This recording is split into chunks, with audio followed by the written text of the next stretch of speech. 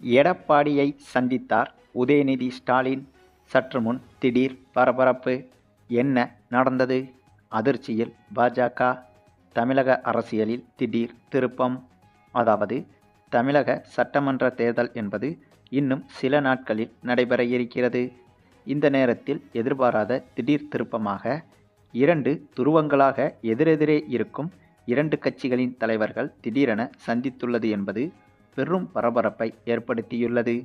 ஏற்கனவே நடைபெற இருக்கின்ற சட்டமன்ற தேர்தலை முன்னிட்டு அதிமுக, திமுக, விஜயின் கட்சி, சீமான் கட்சி போன்றவைகள் தீவிரமான தேர்தல் வேலைகளில் இறங்கியுள்ளது. அதுவும் அண்மையில் வெளியான மிக முக்கிய செய்தி என்னவென்றால், விஜய் கட்சியை பொறுத்தவரையில் விஜய்க்கு பொதுமக்களை சந்தித்து பரப்புரை மேற்கொள்வதில் சமீப காலமாக பல கட்டுப்பாடுகள் விதிக்கப்பட்டிருந்தது. இப்போது தேர்தல் ஆணையம் மாநில பொறுப்புகளை கையில் எடுத்ததால் விஜய்க்கு பொதுமக்களை சந்தித்து பரப்புரை செய்வதில் சுதந்திரம் என்பது கொடுக்கப்பட்டுவிட்டது. இதனால் மார்ச் 28ஆம் தேதிக்கு பிறகு விஜய் அவர்கள் தீவிரமான தேர்தல் பிரச்சாரத்தில் ஈடுபடப் போகிறார் என்றும் சொல்லப்படுகிறது. ஆனாலும் கூட விஜயின் இந்த பிரச்சாரம் என்பது தேவையில்லாத ஒன்றாகத்தான் தமிழக மக்கள் கருதுகிறார்கள். ஏனென்றால் ஏற்கனவே விஜய் அவர்கள் அவரது அரசியல் வாழ்க்கைக்கு அவரே முடிவுரை எழுதியிருந்தார். விவாகரத்து பிரச்சனை, திரிசா பிரச்சனை என இவரது கட்சிக்கு இருந்த ஆதரவை இவரே சீர்குலைத்து விட்டார். ஆகவே இனிமேல் விஜய் பிரச்சாரம் செய்தால் என்ன, செய்யலைனா என்ன, இரண்டுமே ஒன்றுதாங்க. அதே சமயம் இந்த சட்டமன்ற தேர்தலில் திமுக, அதிமுக இடையேதான் கடுமையான போட்டி என்பது இருக்கப் போகிறது. அதிலும் சமீபத்தில் வெளியான கருத்து கணிப்புகள் அனைத்தும் இந்த தேர்தலில் திமுக மட்டும்தான் எளிதாக வெற்றி பெறும் என்பதை உறுதிப்படுத்தி வருகிறது. என்னதான் திமுகவுக்கு போட்டியாக அதிமுக தான் இந்த தேர்தலில் எதிரி என்று சொல்லப்பட்டாலும் கூட, அதிமுகவும் கூட இப்போது இந்த தேர்தலில் திமுகவை வெல்லும் அளவுக்கான பலம் கொண்டதா என்று கேட்டால் கண்டிப்பாக கிடையாது. ஏனென்றால் திமுக கூட்டணி தான் பலமான கூட்டணியாக இருக்கிறது. ஆகவே திமுக கூட்டணியை அதிமுக கூட்டணியால் கூட இந்த தேர்தலில் வெல்ல முடியாது என்பதுதான் சமீபத்தில் வெளியான கருத்து கணிப்புகள் மூலம் தெரிய வருகிறது. ஏனென்றால் சமீபத்தில் வெளியான முக்கியமான கருத்து கணிப்புகள் அனைத்திலும் கிட்டத்தட்ட 100 கருத்து கணிப்புகளில் 90% கருத்து கணிப்புகளில் திமுக தான் வெற்றி பெறும் என்பதை உறுதி செய்திருக்கிறது. ஒரு சில கருத்து கணிப்புகள் தான், அதாவது வெறும் 10% கருத்து கணிப்புகள் மட்டும்தான் அதிமுகவுக்கும் வெற்றி வாய்ப்பு இருப்பதாக சொல்லியிருக்கிறது. ஆனாலும் கூட அப்படி சொல்லிய கருத்து கணிப்புகளிலும் கூட அதிமுகவுக்கும் திமுகவுக்கும் இடையே வெறும் 1 அல்லது 2% வாக்கு வித்தியாசம் மட்டும்தான் இருந்துள்ளது. ஆகையால் எப்படி பார்த்தாலும் இந்த முறை திமுக என்பது ஏறக்குறைய வெற்றி பெறுவது உறுதியாகிவிட்டது. அதுவும் ஏற்கனவே திமுகவை விட அதிமுக பலவீனமாகத்தான் இருக்கிறது. இதில் அதிமுகவில் இருக்கும் முக்கிய நிர்வாகிகள் சிலர் திமுகவில் இணைவதற்கான வாய்ப்புகளும் இருப்பதாக தகவல்கள் வெளியாகியிருக்கிறது. அதற்கு மிக முக்கிய காரணம், அதிமுகவை பொறுத்தவரையில் பாஜகவின் ஆணைப்படிதான் தமிழகத்தில் அதிமுக இயங்கி வருகிறது. பாஜக என்ன சொல்கிறதோ அதை அப்படியே அதிமுக கேட்கிறது. கிட்டத்தட்ட சுயமரியாதையை இழந்து பாஜகவுக்கு கீழ்ப்படிந்துதான் அதிமுக செயல்பட்டு வருகிறது. அதன் எதிரொலியாகத்தான் கூட்டணி பேச்சுவார்த்தைகள் மற்றும் தொகுதி பங்கீடு பேச்சுவார்த்தைகள் உள்ளிட்ட அனைத்திலும் அதிமுக எடுத்த முடிவுகள் என்பது அதிமுகவின் முடிவுகள் கிடையாது, பாஜகவின் முடிவுகள்தான் என்றும் சொல்லப்படுகிறது. அதோடு நிற்காமல் எந்தெந்த தொகுதியில் யார் யார் நிற்க வேண்டும் என்பதையும் கூட பாஜக தான் முடிவு செய்து வருகிறது என்ற குற்றச்சாட்டுகளும் அதிமுகவுக்குள் இருந்தே வெளிவருகிறது.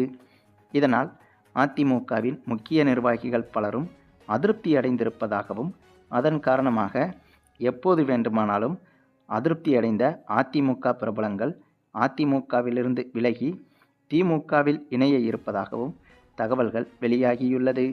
அதுவும் ஏற்கனவே அதிமுகவின் வெற்றி சதவீதம் என்பது இந்த தேர்தலில் மிக மிக குறைந்து வருகிறது. இந்த சூழலில் அதிமுகவின் நட்சத்திர வேட்பாளர்கள் திமுகவில் இணைந்தார்கள் என்றால் கண்டிப்பாக இந்த தேர்தலில் அதிமுக தோற்பது மட்டுமில்லாமல் அதிமுகவின் ஒட்டுமொத்த எதிர்காலமுமே கேள்விக்குறியாக மாறிவிடும்.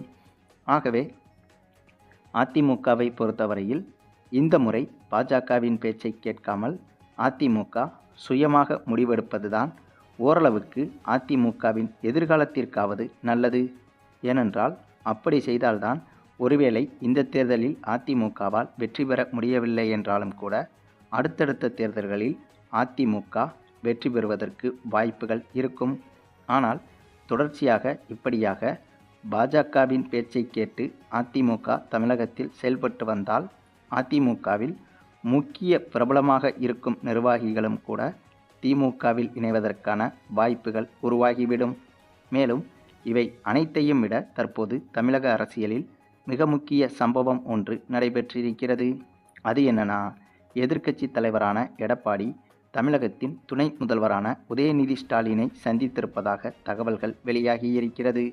இருவருமே எதிரெதிர் துருவங்களாக இருக்கக்கூடிய கட்சிகள். அப்படி இருக்கும்போது திடீரென எலியும் பூனையும் நட்பாக சந்திப்பது எவ்வளவு ஆச்சரியமாக இருக்குமோ, அதே போல திமுக தலைவரும் அதிமுக தலைவரும் நட்பாக சந்திப்பது என்பது உச்சக்கட்ட ஆச்சரியமாகத்தான் பார்க்கப்படுகிறது. சரி, இப்போது எதற்காக எடப்பாடியை உதயநிதி ஸ்டாலின் சந்தித்திருக்கிறார் என்ற கேள்விகளும் எழுந்துள்ளது. இதற்கு மிக முக்கிய காரணம், இப்போது தேர்தல் நெருங்கி இருப்பதால் தமிழகத்திற்கு தேவையான நிதி ஒதுக்கீடுகள் மற்றும் தமிழகத்திற்கு மத்திய அரசு செய்து கொடுக்கக்கூடிய கட்டமைப்புகள் உள்ளிட்ட நிறைய விஷயங்களை இந்த நேரத்தில்தான் மத்திய அரசிடம் தமிழக அரசு கேட்டு பெற முடியும். தேர்தலுக்காக கண்டிப்பாக பாஜக இதை செய்துதான் கொடுக்க வேண்டும்.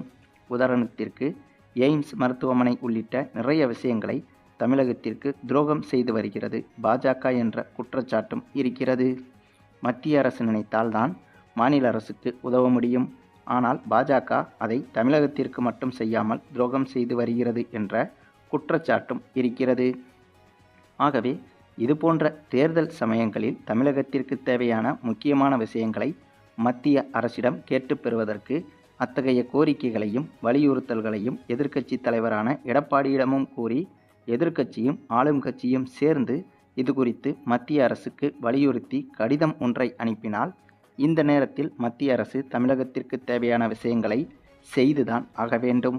அப்படி செய்யவில்லை என்றால் அதையவே தேர்தல் பரப்புரையில் பாஜகவுக்கு எதிராக திருப்பிவிடலாம். இந்த ஒரு விஷயத்திற்காகத்தான் இது குறித்து ஆலோசனை செய்ய எடப்பாடியை உதயநிதி ஸ்டாலின் சந்தித்து வருவதாகவும் தகவல்கள் வெளியாகியிருக்கிறது. அதே சமயம் திமுகவின் இந்த ஒரு நடவடிக்கை என்பது திமுகவின் ராஜதந்திரம் என்பதையும் உணர்த்துகிறது. இதுபோன்ற தேர்தல் நேரத்தில் தமிழகத்திற்கு தேவையான விஷயங்களை கேட்டு பெற்றுக்கொள்வதில் லாபம் என்பது அதிகமாக இருக்கும். ஏனென்றால் தமிழக அரசின் கோரிக்கைகளை பாஜக நிறைவேற்றிவிட்டால் அது திமுகவுக்குத்தான் சாதகமாக மாறும். அதேபோல தமிழக அரசின் கோரிக்கைகளை பாஜக இந்த நேரத்திலும் ஏற்க மறுத்துவிட்டால் அதுவும் திமுகவுக்குத்தான் சாதகமாக மாறும். ஏனென்றால் தேர்தல் பரப்புரையின் போது பொதுமக்களிடையே மத்திய அரசிடம் இப்போது கூட இந்த கோரிக்கையை வைத்தோம், இதையும் நிராகரித்து விட்டது என்று கூறி பாஜகவுக்கு எதிரான, அதாவது பாஜக அதிமுக கூட்டணிக்கு எதிராக தமிழக மக்களை திருப்பி விட்டுவிடலாம். ஆகவே அந்த ஒரு ராஜதந்திரத்தை திமுக இப்போது பக்காவாக கையில் எடுத்து வருகிறது என்றுதான் சொல்ல வேண்டும். சரி, நீங்கள் சொல்லுங்கள், திமுகவின் இந்த ஒரு ராஜதந்திர செயலை பற்றி நீங்கள் என்ன நினைக்கிறீங்கன்னு உங்களுடைய கருத்துக்களையும் கமெண்டில் தெரிவிங்க. மேலும் இந்த வீடியோ பிடிச்சிருந்தா லைக் பண்ணுங்கள், மற்ற அனைவருக்கும் ஷேர் பண்ணுங்கள், மறக்காமல் நம்ம சேனலை சப்ஸ்கிரைப் பண்ணுங்கள்.